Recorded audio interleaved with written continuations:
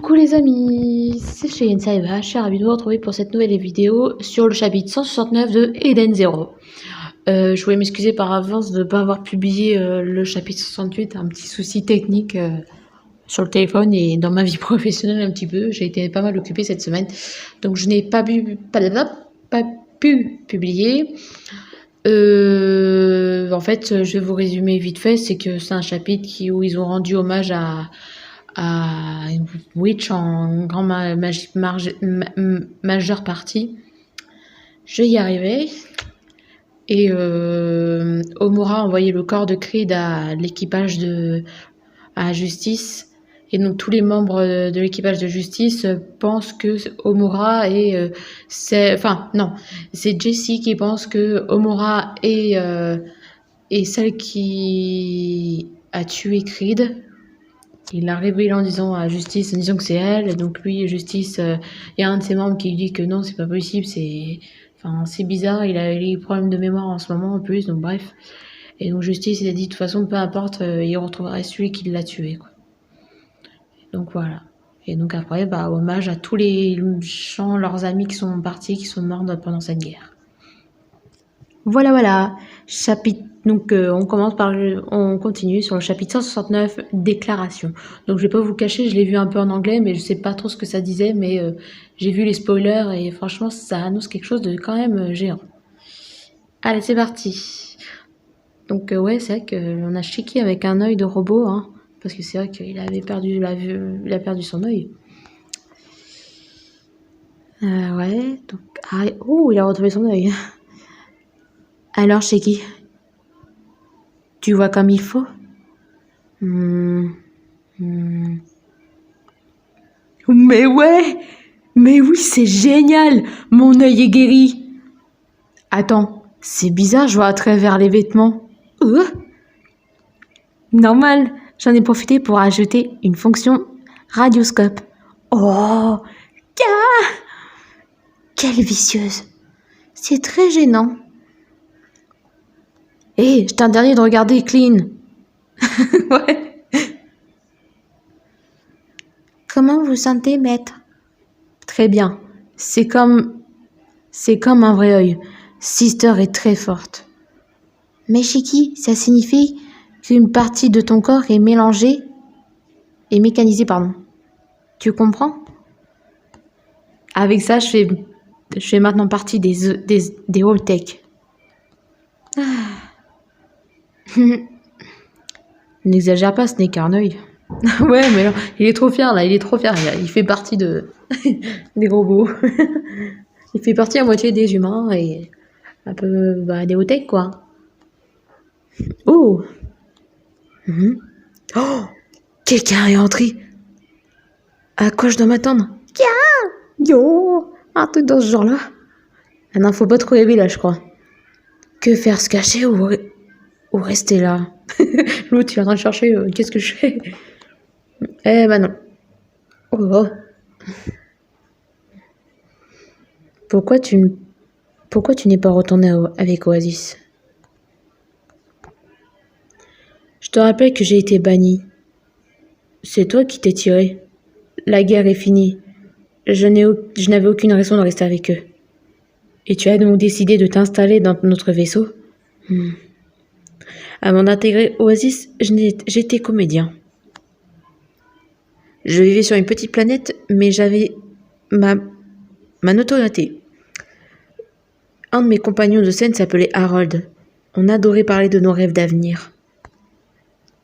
On se disait qu'un jour, on deviendrait les meilleurs acteurs de tout le cosmos. Et qu'on partagerait l'affiche d'une grande scène.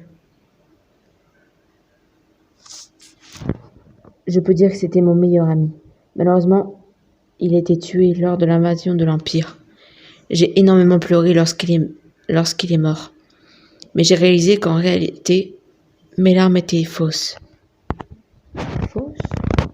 Comment ça, un mélange entre acteur, comédien et tout? Non.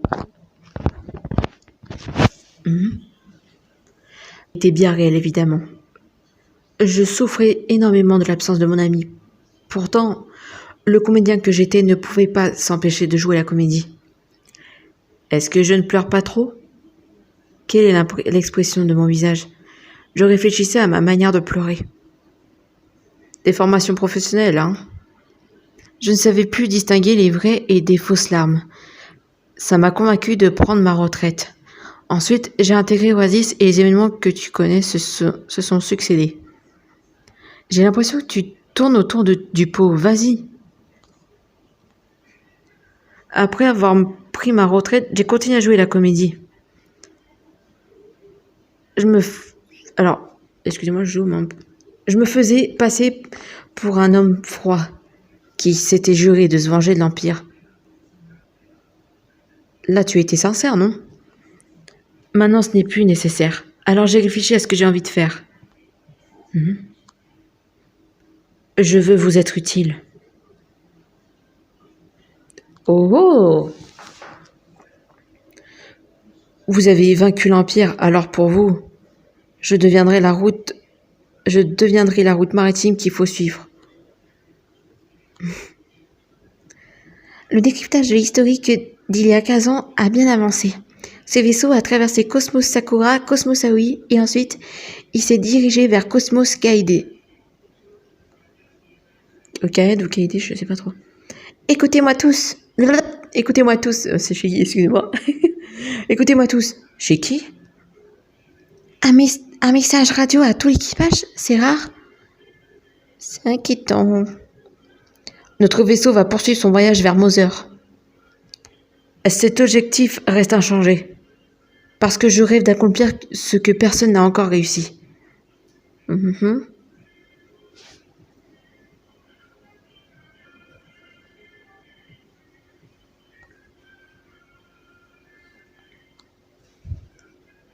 Néanmoins, cette bataille m'a ouvert les yeux. J'ai réalisé à quel point mon grand-père, Ziggy, était une menace pour l'univers. Il tente de bâtir un monde peuplé uniquement de machines, et il est prêt à tout pour atteindre son objectif. Il peut sacrifier sans le moindre scrupule des milliers de robots. J'ai enfin compris que mon grand-père était notre ennemi. Cette cicatrice, elle va rester? Oui, sur Grande Belle, on n'est pas équipé pour l'effacer. Ah bon? Mais c'est moche! Efface-la, Michael. Bah alors? Tiens, avec ça, on voit plus ta cicatrice. Oh, trop classe! Vraiment? Merci, grand-père.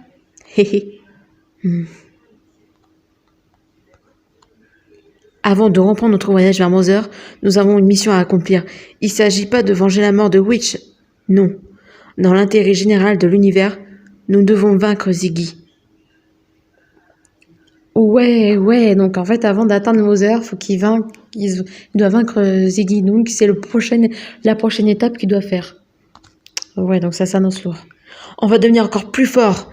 Il y a déjà eu trop de victimes.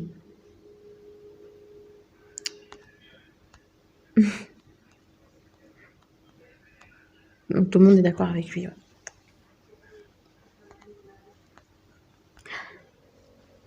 Avec l'effondrement de l'Empire et la disparition de Nero 66, Cosmos Aoi a été libéré, mais cela s'est fait au prix d'immenses pertes en vie. Les perturbations dans cette zone vont persister quelque temps, mais Cosmos Aoi finira par retrouver le calme de ma paix. Nero 1, dit le sanctuaire, est passé sous le contrôle du gouvernement et de nouveaux dirigeants seront bientôt aux commandes. Sur la planète Sandra, l'armée rebelle d'Oasis a été officiellement dissoute. Les prisonniers de guerre ont été libérés. Et ces réformes vers la constitution officielle d'une armée privée sont en cours. Sur Foresta, les relations entre hommes et machines se sont détériorées, mais grâce au CEO de la société Deadcam, M. Ricard, qui a joué les médiateurs, le climat s'est apaisé. Excusez-moi, c'est que j'ai du mal à lire un peu. J'ai pas pris mes lunettes en plus. Bref. Quant à l'Eden Zero, qui s'est lancé sur les traces de Ziggy, son commandant Sheki a annoncé vouloir acquérir de la puissance pour vaincre son grand-père. L'histoire s'apprête à vivre un grand bouleversement. Ouais, donc je sens bien le coup de devenir plus fort, qu'il veut devenir plus fort. 3 années ont passé depuis la Grande Guerre d'Aoi. Oh, ah, sinon j'habite 170. Oh la vache, il a grandi. Oh la vache, il a grandi. Il a le même âge que Natsu. Bah après Tartaros, ça fait le même style parce que quand on calcule une année passe, quand on calcule un Fairy Tail, une année est passée avec tous les événements jusqu'à l'île Tenro. Pendant 7 ans, ils ont disparu, mais il y a des membres qui ont vieilli, ceux qui n'étaient pas sur l'île, et ceux qui étaient sur l'île n'ont pas vieilli du tout, sont restés au même âge. Quand ils sont revenus de l'île de Tenro, 7 ans après, il y a un an qui passe avec les événements des grands jeux intermagiques, la porte éclipse, puis ensuite Tartaros. Et donc on calcule à peu près un an qui s'est passé, plus... non, on calcule pas un an tout à fait. Non, parce que c'est après Tartaros, ils se calculent un an. On ne calcule pas totalement un an entre les grands jeux intermagiques et tout.